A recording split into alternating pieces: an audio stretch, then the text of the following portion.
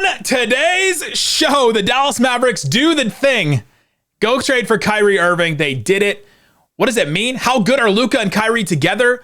What will make it worth all the risk? We'll talk about all that and more on today's Locked On Mavs. Let's go. I'm Luka Doncic, and this is Locked On Mavericks podcast. Mavericks, NBA champions. Bang! It's good, and the Mavericks have won the game. If you don't believe, you shouldn't be here. Loyalty never fades away.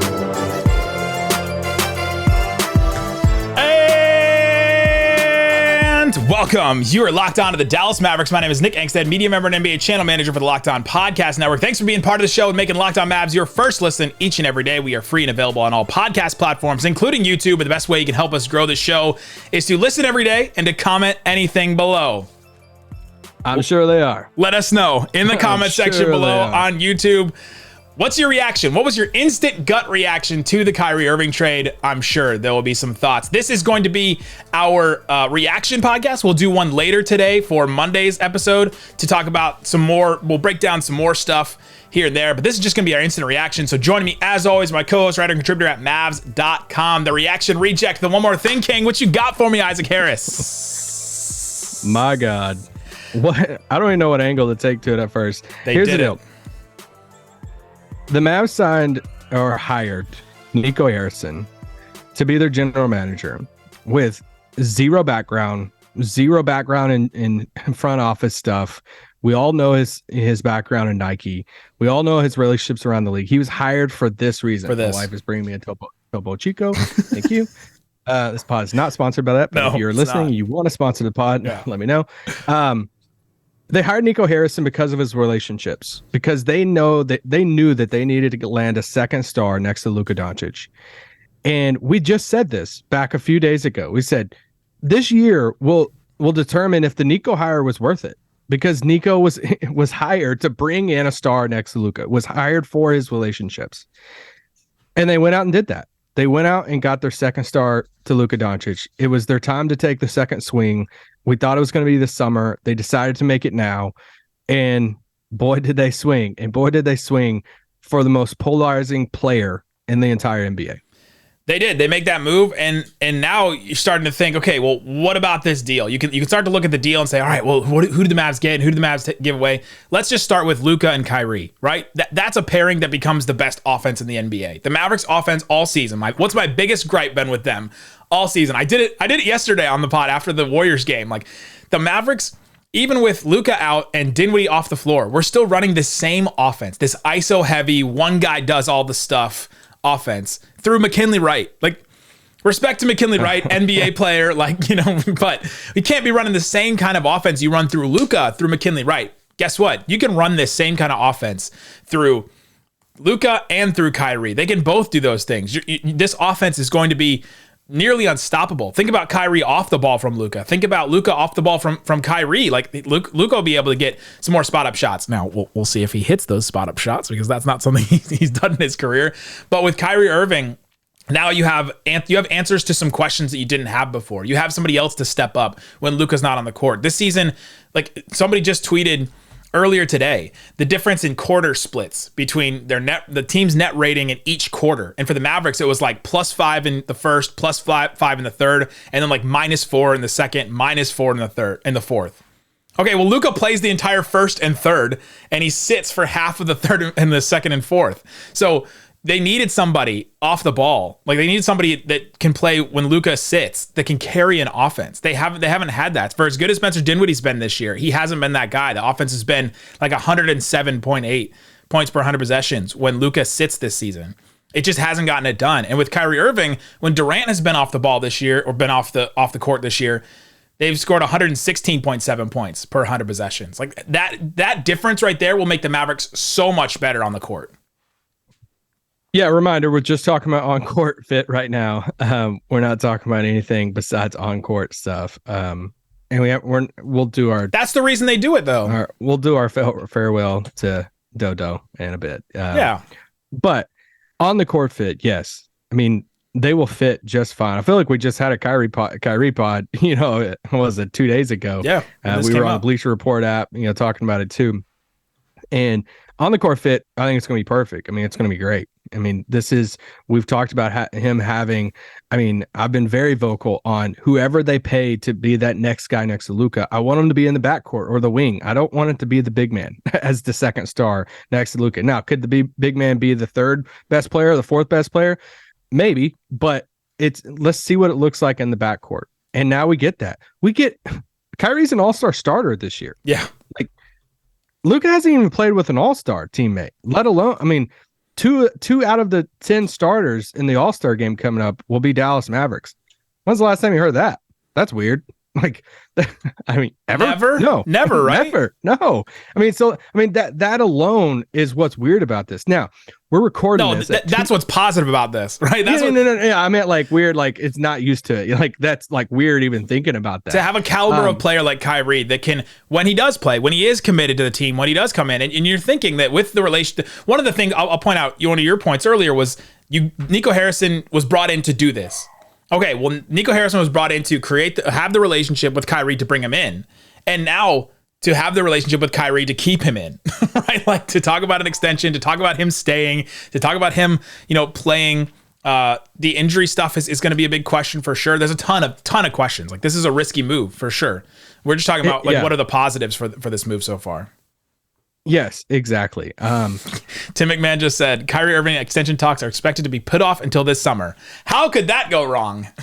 How could that be a bad thing? How could that be a bad thing? But that's another big question. But let's keep focusing on some positives. What are some goods with this? Because that was another thing. Like, we're recording this at 2:38. The trade news literally just dropped 10-15 minutes ago, if that, and we're recording. So I FaceTimed Isaac as soon as the trade went down. He said, "I can't. I have to process. I don't know what to think." I'm a processor. I really am. No, I was texting with a few people last night, and I got a small hint that this was a real possibility. And so I've been processing it for the past 12 hours, but it's still shocking. I tweeted out, I didn't know anything about the package. The package, surprised me a little bit of what they gave up for him. But let's stay with the positives on this. The amount of random. There's so many different routes I want to go because I'm getting so many. Getting so many different texts at the same time, and they're on polar opposite ends of the spectrum. Of I'm boycotting the Mavs, and the Mavs are going to the championship. I can't wait.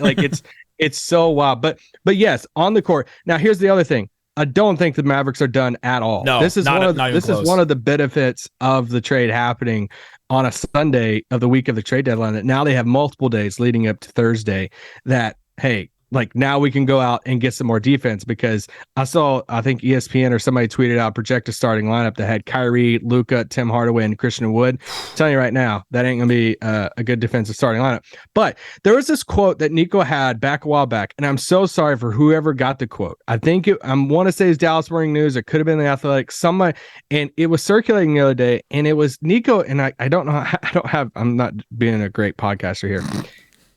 It was him talking about the culture of saying, we feel confident of the culture. I'm paraphrasing here, of the culture that we have, that whoever we bring in, and I think he said this months ago, maybe even last year, that we want to create this culture that whoever we bring into this culture, then we feel confident that they will step in line and they will be about it and be consumed by it. So, and that gave me another, I'm like, okay, they're okay with whoever it is out there in relationships.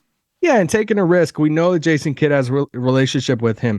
We know that Nico Harrison has a relationship with him. They're obviously taking a massive risky move. This is one of the bigger, riskier moves that any team has made over the past, I don't know, how long, about after everything that Kyrie Irving has done in a negative light, still giving up assets, first round pick Jordan Finney-Smith, and probably still committing to a longer term contract, because you're probably not going to do this deal unless you're going to sign him to a longer term contract. Right.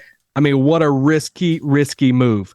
But if you make another smaller trade before the deadline, you're talking about a potential finals team. And you know who's happy right now? Probably Luka Doncic. And Mark Stein reported Luka Doncic signed off on this. Yeah, he did. And for you to win a title, you need another star next to Luka.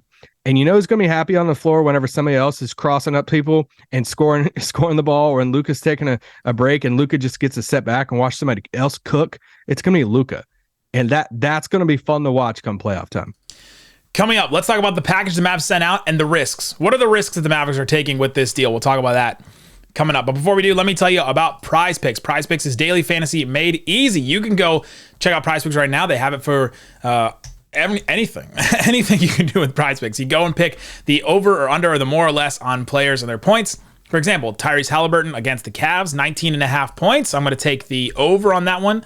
Donovan Mitchell against the Pacers, 25.5 points. I'm going to take the more on that one too. Put down $20. I can get 60.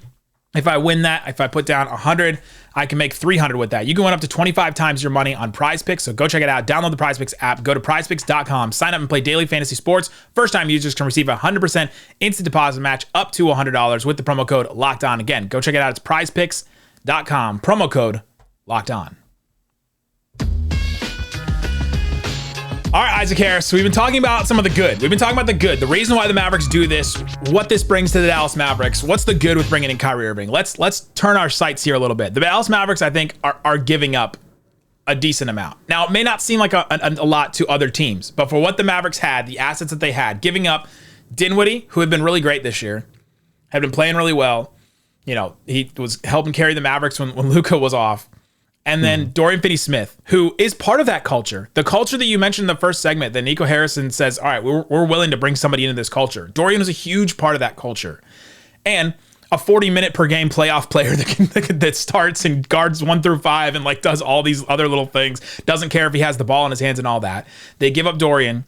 They are giving up a first-round pick in 2029, which is way out there. The Mavs will have some more picks to trade coming up here. They'll have a couple more first-round picks after the draft this year, and they're giving up a couple of seconds. And that's fine. That's really nothing in it.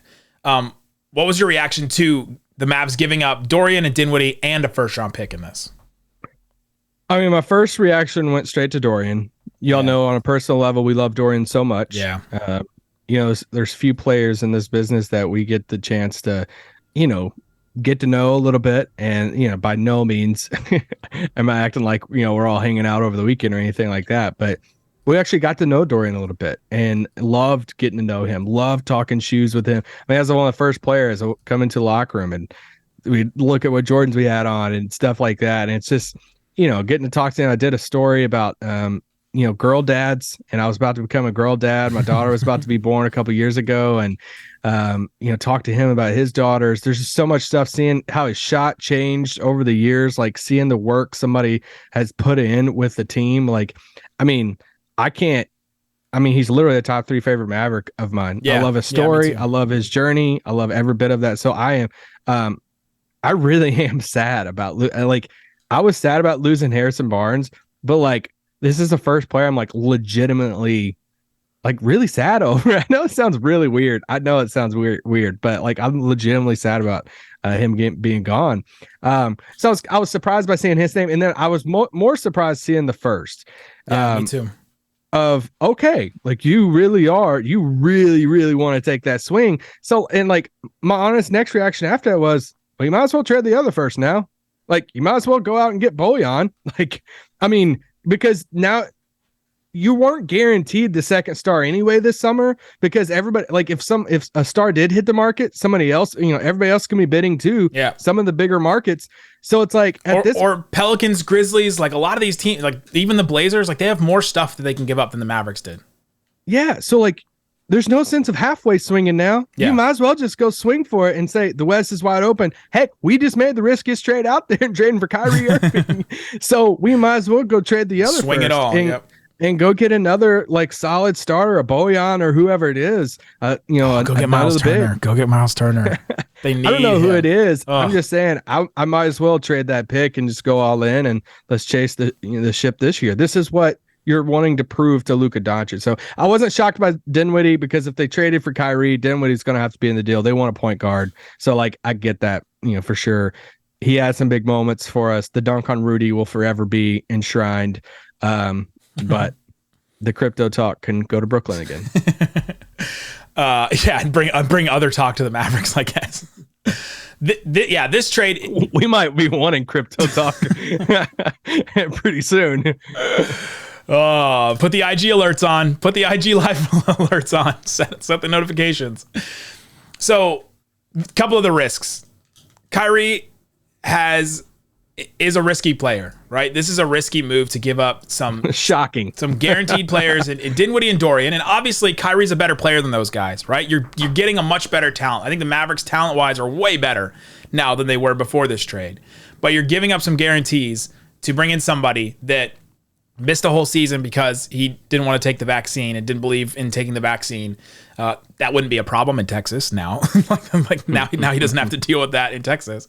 But he he's just requested a trade from the Nets, who they were playing well, one of the top teams in the East and one of the top teams in the NBA. So you know that it's not just about winning. Because if it's just about winning, wouldn't he rather just stay with KD and stay with that team that looks like that they're in a position to go and potentially win a title, right?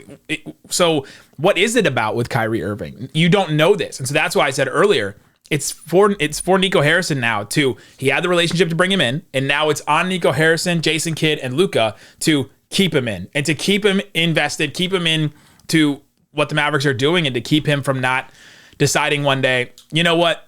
This team doesn't want to offer me my full 4-year extension, which is what the Brooklyn Nets didn't want to do. They offered him some 4-year extension, but they didn't want to fully guarantee like that 4th year. And he demanded a trade. It was that quick. And then 2 days later, he was traded to the Mavericks. So that's what you're dealing with a player like Kyrie Irving is now, all right, unless you give him everything he wants, and I'm all for guys getting your money, getting what you deserve and all that. But to do some of the things that Kyrie has done to then to not get the full extension he wanted, demand a trade, and then to be traded now, that's the risk that the Mavericks are taking. And this trade to me, with all that they gave up with Dinwiddie, Dorian, and the first, which doesn't seem like other teams were willing to give up that much, that is a move that screams to me a little bit of desperation and definitely some confidence in the Mavericks, that the Mavericks are confident, and in a year, 2 years, maybe 6 months, we'll learn if that is overconfidence or if that is a healthy confidence in what the Mavericks have built here. But they're not. Here's the thing with this type of swing. It is super risky. It's the riskiest move. Done. But when you look at teams like Dallas that are not the Lakers, that are not one of the coast teams, Miami, the Lakers, even the Clippers with Kawhi and Paul George, Brooklyn, those guys went up to New York. It's not those guys. It's not those guys anymore. That's true. If you're not one of those teams, like Dallas isn't Charlotte, but they're also not Miami, New York, LA. Yeah. You almost have to stretch it a little bit, right? Like, look what Minnesota did. Like, all right, we got it. Like, they had to, it was the dumbest trade ever, but they had to, their big swing was Rudy Gobert and trading all the picks. Like, if you are one of those other markets looking to add and swing for a big star, you almost have to pay an extra price to get that guy, because that guy might not come in free agency. Shocking, guys. We haven't got a second star in free agency. I don't know if you guys know that. Wait. Can I just say something that'll just trigger you listening and probably a lot more Mavs fans? Plan powder. It just got everybody. I'll one up you here. If the Mavericks don't re-sign Kyrie, they'll have max cap room this summer. Because Dorian Finney-Smith's numbers come off the books, Dinwiddie's $20 million comes off the books, they'll have over $30 million in cap space this summer. We expect that they'll probably trade Tim Hardaway Jr. as well. Yeah, now they would have max contract space this summer. Here in a second, let's talk about, because I think we do need to touch on the risk of Kyrie Irving off the floor and all that stuff. I want to speak on that just for a second. But real quick on the floor, I meant to say this earlier. Project a starting 5 right now. Oof. Luka, Kyrie. You think Kyrie starts, or no, just kidding? I think that's fair. Luka, Kyrie, Josh Green. I think this is a Josh Green stamp of approval. I think Reggie and Josh have to start. Christian Wood for right now. Yeah, and Christian Wood, or even when Maxey comes back. I mean, I think that's another bit too. Was Dallas, this is a question I have, was Dallas a little bit more okay with giving up Dorian, thinking that Josh Green is the replacement? He's not as big as Dorian, but do you look at it that way and saying, all right, we got a guy in Josh in the wings. He's ready. At least we don't have nothing. Yeah. I could see it right now. Whenever the intro press conference happens coming up in the future, Jason Kidd or Nico or somebody's going to be saying, yeah, we're confident in Josh. He's going to be ready to step up into the they'll say people forget about Josh. Is that what they're gonna say? People forget about Josh. Dude, what if he legit says that about Frank again? Wait. I played this last night and I was getting a laugh out of it. Listen to the very end of this drop. People forget about Frank. That's you just going, Are you sure? You sure you want to go with that? Oh my gosh. Let's talk about the off the court stuff real quick though. We'll have another we'll have another full podcast tonight that we can talk about some stuff. But yeah, I do want to mention on this reaction pod, guys. We get everything that's happened off the floor. I mean, I was just reading a message that sent to me a little bit ago saying I'm boycotting the Mavs. This is from somebody, and it's like I'm done with them for a team that chooses to endorse them. You know what? I totally understand it. Yeah. Like I totally get it. You feel that way. I 100% understand that. It's hard for me. I had so many people ask me this morning. They're like, "Oh, Kyrie stuff." They seen the news. Like, how do you feel about it? I'm like, honestly, I don't know how to feel about it. The dude is so dang talented, and on the floor, it would be an awesome fit next to Luka Doncic. Where does morality come into being a fan and covering a team and, working for a team and all this stuff? Because what he does off the floor has been so damaging and so, I'm trying to pick the right words for it, just idiotic in a lot of sense of some of the stuff he's said and done, that it's tough. It's tough to say and just hype him up so much. Right. So that's why it's really hard or in our sense to cover him. We have to kind of put it in two boxes of hey, we're going to cover him as the basketball player, on the floor, running the X and O's. But man, when we're also going to have to cover the stuff off the floor too, when he goes live on Instagram or post stuff and all of that. And yeah, it doesn't seem like a lot of fun to cover off the floor, but, anyway, we recognize that. I don't want some people that are listening to this pod saying, "Man, these guys are just all hyped up," and all this stuff. We gave the positives, and we're talking about the risks, and we'll talk about the negatives. And the negatives is that, Kyrie tomorrow may promote another movie, another documentary, another site, another author. Who knows? He may say another quote that all of a sudden alienates a ton of people, right? And it promotes anti-Semitic talk, and that becomes problematic. And that's part of the risk of this. That's part of the risk of you don't know what Kyrie's going to promote. You don't know what sometimes I don't know what Kyrie stands for, right? I don't know what he stands for. If you knew what he's a voice for the voiceless. But who has he been a voice for? That's my question. And so if you don't know that, then that becomes more of a risk, right? The Nets could have never thought that all of a sudden Kyrie would promote a movie with anti-Semitic propaganda in it, and then all of a sudden that become a talking point for 2 weeks about Kyrie Irving and suspensions being talked about and all this kind of stuff. That becomes a big distraction for a team, and it's bad in general, right? Take away all the team stuff. That's just bad in general to do that, to alienate a whole bunch of people and to promote things that way. Yeah. I mean, I can't not endorse any of that stuff enough. So I mean, moving forward, we cover the Mavs every single day. We're going to be hyped about game winners. We're going to be hyped about him and Luka plays on the floor. Luka's going to be hyped. I've seen Chris Haynes tweet a little bit ago about Kyrie being ecstatic to join the Mavericks and Luka and stuff. That's good. And we're going to have fun with. I mean, this is what we talk about him every single day. So we're gonna have fun with it. But it's also tough too. It's a hard spot to be in, and when you're excited for an on the court fit, but you're kind of bummed about a lot of the stuff off the floor. But there you go. I feel like we just talked in circles. Yeah, that's what happens. Tonight, I just got a text from somebody that says thoughts and prayers. Dude, I wish I could read out loud some of these messages I'm getting. I have 62 text messages right now. Oh my gosh. Let us know in the comment section below. What do you think? We'll be back with another episode tonight with some more put together thoughts about this trade and what we think it means for the Mavericks and the risks they're taking. And so we'll talk about all that later tonight. Guys, thanks so much for listening to Locked On Mavs. Peace out. Boom.